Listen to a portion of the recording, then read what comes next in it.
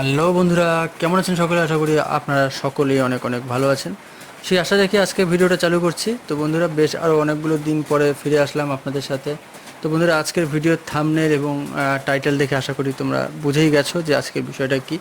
হ্যাঁ বন্ধুরা, রূপশ্রী প্রকল্পের পক্ষ থেকে কর্মী নিয়োগের কিন্তু বিজ্ঞপ্তি প্রকাশিত হয়েছে, যেখানে আপনাদের মান্থলি স্যালারিটা একটু কম, তবে পরবর্তীতে হয়তো সেটা এক্সটেনশন করবে, বাড়িয়ে দেওয়া হবে। তো বর্তমানে এটা 11,000 টাকা স্যালারি ধার্য রয়েছে। এই স্যালারিটি আপনাদের থাকবে এবং পরবর্তীতে কিন্তু সেটা বাড়ানো হবে বলে মনে করা হচ্ছে। তো রূপশ্রী প্রকল্পের যে কাজটা, সেটা হলো ডাটা এন্ট্রি অপারেটর পোস্টে নিয়োগ করা হচ্ছে, ঠিক আছে।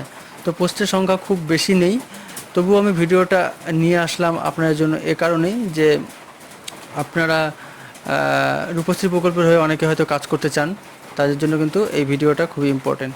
তো অবশ্যই ভিডিওটার একটা রিকোয়েস্ট থাকছে, ভিডিওটা শুরু থেকে শেষ পর্যন্ত দেখবেন এবং সুপটেক বাংলা ইউটিউব চ্যানেলের পক্ষ থেকে আপনাদের সকলকে স্বাগতম।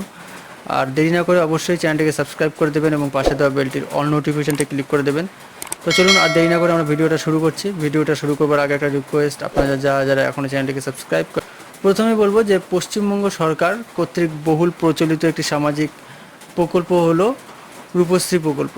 এই প্রকল্পের বিভিন্ন বিভাগে কাজের জন্য প্রায়শই কিন্তু কর্মী নিয়োগ করা হয়ে থাকে। সম্প্রতি এই সংক্রান্ত একটি নতুন বিজ্ঞপ্তিও প্রকাশ করা হয়েছে।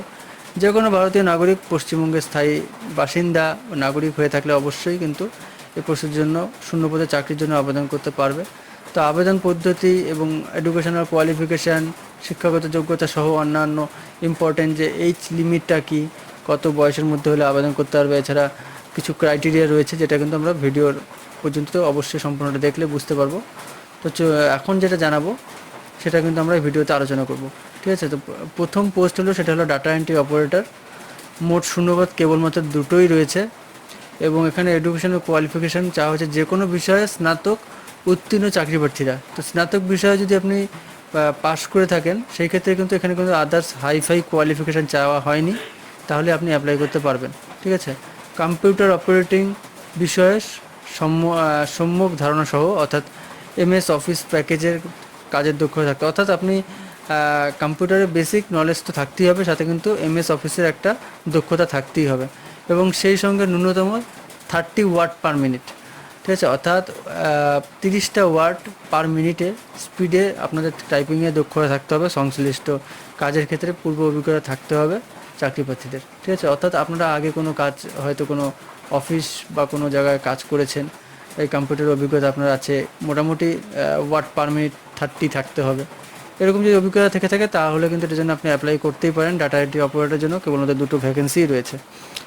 এখন বলে রাখি যে মান্থলি স্যালারি, যেটা বলেছিলাম ভিডিওর শুরুতেই, 11,000 টাকা আপনাদের ধার্য রয়েছে। পরবর্তীতে সম্ভবত এটা এক্সটেনশন করা হবে, বাড়িয়ে দেওয়া হবে। এবং এজ লিমিটটা বলি, 1 জানুয়ারি 2023 তারিখ অনুযায়ী আবেদনকারীদের বয়স হতে হবে সর্বোচ্চ 40 বছরের মধ্যে। এই হলো বিষয়। এবং আর কিছু বিষয় রয়েছে বলতে, সবথেকে যেটা বড় ব্যাপার সেটা হলো হাউ টু অ্যাপ্লাই, কীভাবে অ্যাপ্লাই করবেন। সম্পূর্ণ অনলাইনের মাধ্যমে কিন্তু আপনাকে অ্যাপ্লাই করতে হবে। তো এক্ষেত্রে হাউ টু অ্যাপ্লাই অনলাইন, কি অনলাইনের মাধ্যমে আপনাকে অ্যাপ্লাই করতে হবে চাকরি প্রার্থীদের। সেক্ষেত্রে যে ওয়েবসাইটে যেতে হবে, ভিজিট করতে হবে, সেটার লিঙ্কটা আমি ভিডিওর ডেসক্রিপশানে দিয়ে দেবো। তো ওয়েবসাইটের সংশ্লিষ্ট উইন্ডোতে মোবাইল নাম্বার সাবমিট করে রেজিস্ট্রেশন সম্পূর্ণ করবার পর আবেদন জানাতে হবে। আবেদন জানানোর সময় শিক্ষাগত যোগ্যতার প্রমাণপত্র, বয়সের প্রমাণপত্র, শিক্ষাগত যোগ্যতার প্রমাণপত্র, বয়সের প্রমাণপত্র, পাসপোর্ট সাইজের ছবি সহ অন্যান্য প্রয়োজনীয় নথিপত্রগুলো কিন্তু স্ক্যান করে আপলোড করতে হবে, ঠিক আছে। তো যদি আপনার যদি স্ক্যানার থেকে থাকে, সেক্ষেত্রে অ্যাপ্লাই করবেন, না হলে কোনো ক্যাফে সেন্টারে গিয়েও অ্যাপ্লাই করতে পারবেন, যেখানে চাকরির জন্য অ্যাপ্লাই করা হয়। তো নিয়োগ পদ্ধতি, লিখিত পরীক্ষা কী হবে সেটা প্রথমে আপনাদের জানিয়ে দিই। একটা রিটেন এক্সাম হবে, ঠিক আছে, কম্পিউটার বেস সিবিটি হবে এবং ইন্টারভিউ হবে। এই নিয়ে সর্বমোট 100 নম্বর কিন্তু পরীক্ষার মাধ্যমে যোগ্য প্রার্থীদের নিয়োগ করা হবে। তো স্টেপগুলো বলে দিই। রিটেন এক্সাম হবে 40 নম্বরের, কম্পিউটার টেস্ট, হ্যাঁ, যেটা সিবিটি বলা হয়, সেটা নেওয়া হবে 50 নম্বরের এবং ইন্টারভিউ সর্বশেষ নেওয়া হবে ফাইনাল, সেটা হবে 10 নম্বর। এই মোট হলো 100 নম্বরের কিন্তু এক্সাম হবে।